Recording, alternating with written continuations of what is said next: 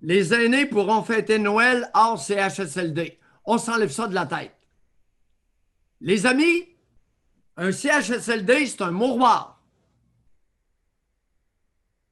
C'est une place où on entre et on ne ressort plus, à moins d'avoir les deux pieds devant. Là, vous allez vous démêler. Un CHSLD, c'est un mouroir. On ne va pas chercher le monde là pour fêter Noël. On peut aller les visiter si on est capable de suivre les règles strictes qui est de porter le masque et de se laver les mitaines. Même quand on va aux toilettes, on n'enlève pas le masque. Ceci étant dit, là, on parle des résidences pour personnes âgées, RPA. Ça, c'est pas pareil. C'est des 80-85 qui sont mobiles. Peut-être avec un peu de perte cognitive, mais beaucoup sont bien en forme. Alors là, il n'y a pas de problème à aller les chercher. Mais j'ai un problème à titre de médecin. J'ai un problème avec plusieurs choses.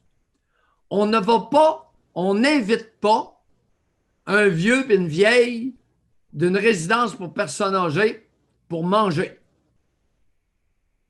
Selon Mayou, strictement défendu.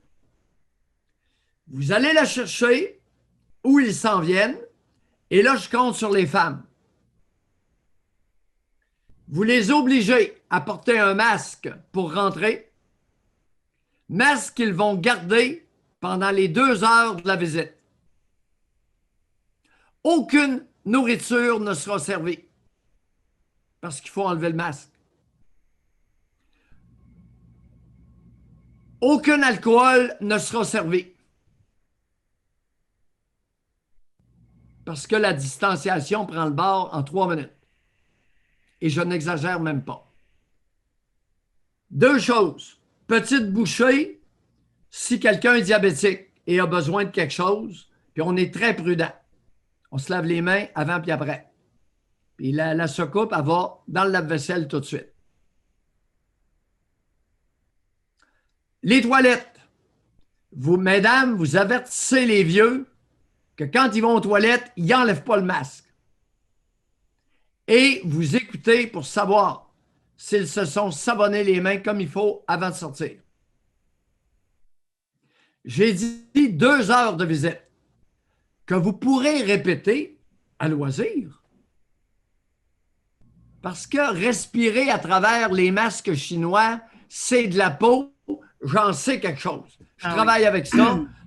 Passer 2 heures, là, moi, je suis plus capable de porter ça. Je ne dois pas être le seul.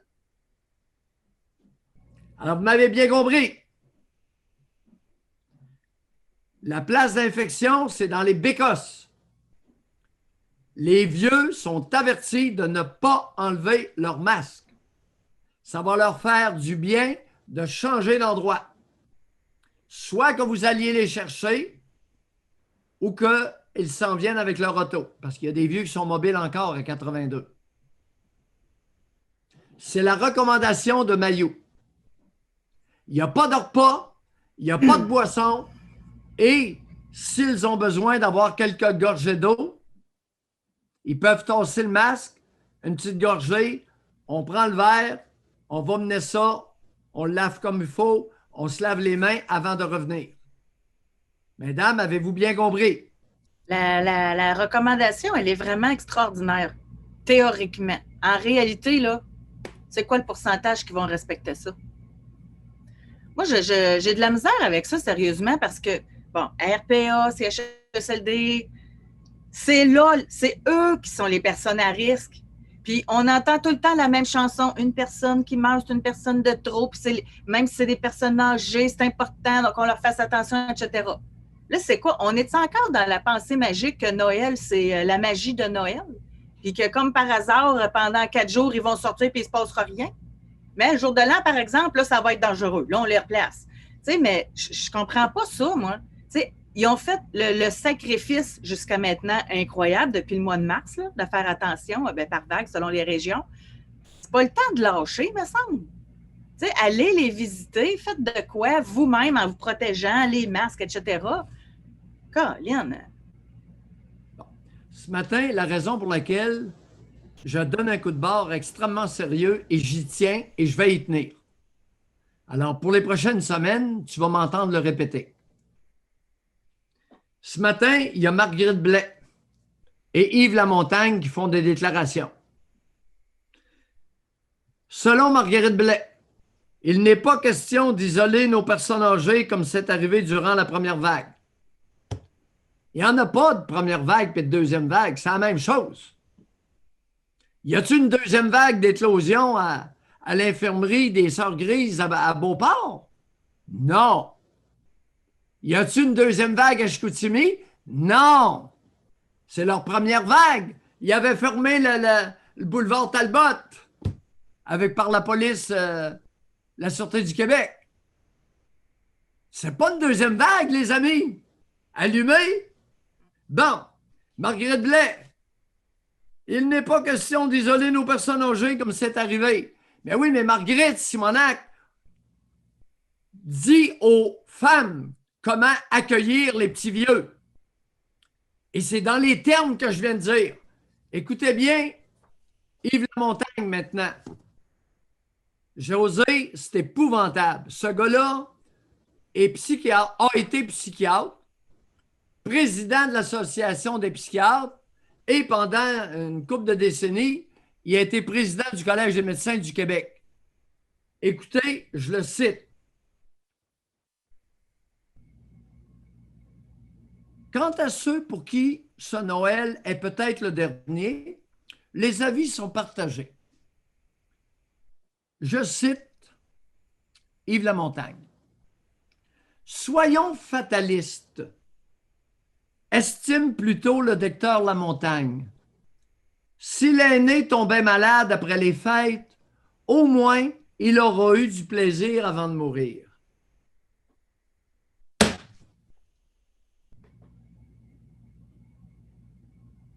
Ce gars-là a été président du Collège des médecins pendant une vingtaine d'années. 10 ans, 15 ans, je ne le sais pas, puis je ne veux pas le savoir. C'est pas que le vieux meurt qui va causer une catastrophe. C'est l'engorgement sévère des urgences des hôpitaux déjà bancaux, c'est-à-dire sur 3 pattes. Il le sait. C'est inadmissible, son commentaire. Parce qu'il va en contaminer d'autres aussi avant de mourir. Là. L'effet domino et l'engorgement consécutif des ressources. On le sait que le taux d'occupation des 15 dernières années, surtout sur l'île Aura, est de 120, 140, 150 % après les fêtes. On le sait. À chaque année, c'est la même histoire. Alors, José, dorénavant, d'ici les fêtes, je vais radoter, je te le dis, je vais répéter que les vieux ne sont pas invités pour manger ni boire. Vous leur donnerez un scotch, une pinte de scotch, puis 2-3 bouteilles de vin, puis ils iront prendre ça à la RPA, à la résidence pour personnes âgées dans leur chambre ou dans leurs petits appartements. Aucun problème avec ça. Ils ne doivent pas boire et manger chez vous pour garder leur masque en tout temps. 2 heures la visite. Après ça, d'avoir les meubles. Mesdames, êtes-vous capables de faire ça? Êtes-vous capable de vous affirmer face à vos parents qui sont vieux et face à la vieille maudite qui a toujours tout mené? Êtes-vous capable, mesdames? Je vous demande de vous lever et d'être le rempart de notre collectivité.